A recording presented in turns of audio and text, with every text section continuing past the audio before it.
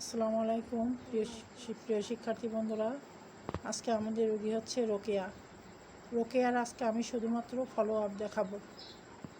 রোকেয়ার আগে আমি বেশ অনেকগুলো ভিডিও দেখিয়েছিলাম তোমাদের, আর আজকে রোকেয়ার আমি দেখাচ্ছি।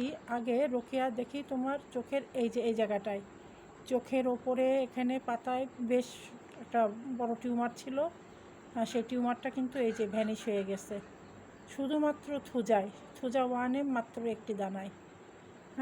তারপরে এই বাম চোখের ভেতরে এই যে ভেতরে একটা টিউমার দেখা দিয়েছিল, বেশ থলি মতো ফুলে উঠে বেশ মোটা।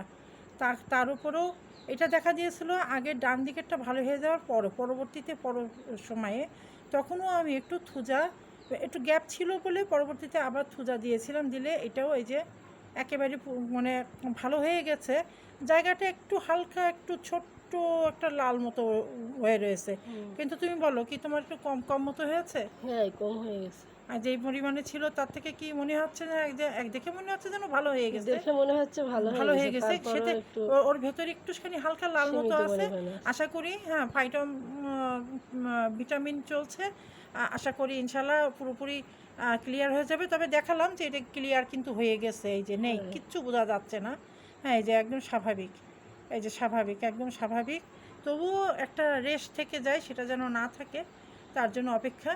তাহলে আমরা দেখাচ্ছি, যেহেতু ওর অন্যান্য লক্ষণ, টিউমারের সাথে ওর অন্যান্য আমি লক্ষণগুলো নেওয়ার চেষ্টা করেছি, কিন্তু অন্য কোনো লক্ষণ আমি পেলাম না শারীরিক লক্ষণ, না মানসিক লক্ষণ, ইচ্ছা অনিচ্ছা কোনো কিছুই আমি ওর সাথে মিল করতে পারলাম না। কিন্তু যেহেতু মায়াজমের ওপরে সাইকোসিস মায়াজম থেকে টিউমারটা আসে, যার জন্য আমি সেই দিক বিবেচনা করে থুজা দিয়েছিলাম। তার থেকে কিন্তু টিউমারটা আল্লাহর রহমতে একদম একদম পুরোপুরি ভ্যানিশ নেই, তাই না? একদম নেই। এখন এইটাও প্রায় ভালো হয়ে গেছে, তবু এটার একটু রেস্ট রয়েছে সামান্য। সেটা আশা করি পুরোপুরি ক্লিয়ার হয়ে যাবে। এর আগে আমি দেখিয়েছিলাম মেয়েটার আগে যে সমস্যা ছিল, মেনস্ট্রুয়েশনের সমস্যা, এ কিন্তু নেট্রামিউরেরও রোগী। সম্পূর্ণ নেট্রামিউরের যত শারীরিক মানসিক লক্ষণ আছে, তোমরা যারা নেট্রামিউর পড়েছো তোমরা জানো, সমস্ত কিছু কিন্তু চিত্র এর ভিতরে ছিল। সেটাও আমি বিস্তারিত ভিডিও তোমাদের আগে দেখিয়েছিলাম, বেশ অনেক দিন আগের কথা তোমাদেরকে দেখিয়েছিলাম। তখন আমি নেট্রামিউর 1M মাত্র একটি দানা দিয়ে ওকে চিকিৎসা করেছিলাম। ওর মেনস্ট্রুয়েশনটা বা মেন্সটা মানে ক্লিয়ার হতো না, মাসের পর মাস চলে যেত কিন্তু মেন্সটা হতো না। তারপর নেট্রামিউর খাওয়ার পর থেকে ওর মাথার একটা মাইগ্রেনের সমস্যা ছিল, সেই দিক থেকে ও ভালো আছে। আর ওর এখন নিয়মিত মেন্স হয়। এখন তুমি বলো, সেই থেকে আর কোনো সমস্যা হয়নি তো? হ্যাঁ, এটা প্রায় অনেক মাস হয়ে যাচ্ছে নেট্রামিউর দিয়েছি, সেই থেকে আল্লাহর রহমতে একটা স্থায়ী একটা সমাধান এসে গেছে। মেন্সের ব্যাপারে আর কোনো সমস্যা আল্লাহর রহমতে হয় না।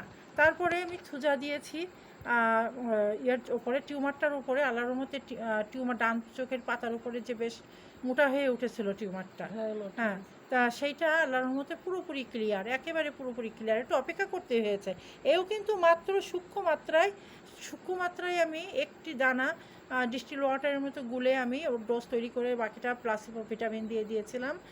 সেটা অপেক্ষা করে আমি তো মানে একাধিক ঔষধ একসাথে ব্যবহার করি না, আর একবারই ঔষধ প্রয়োগ করি আর অপেক্ষা করি।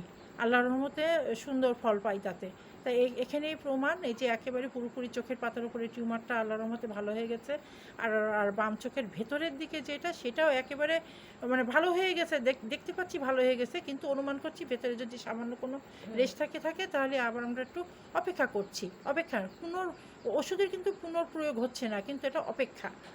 এই অপেক্ষার জন্য আমরা আশা করি যে ওর সামান্য ভেতরে যে রেশটা রয়ে গেছে, ইনশাল্লাহ আশা করি সেগুলো ক্লিয়ার হয়ে যাবে।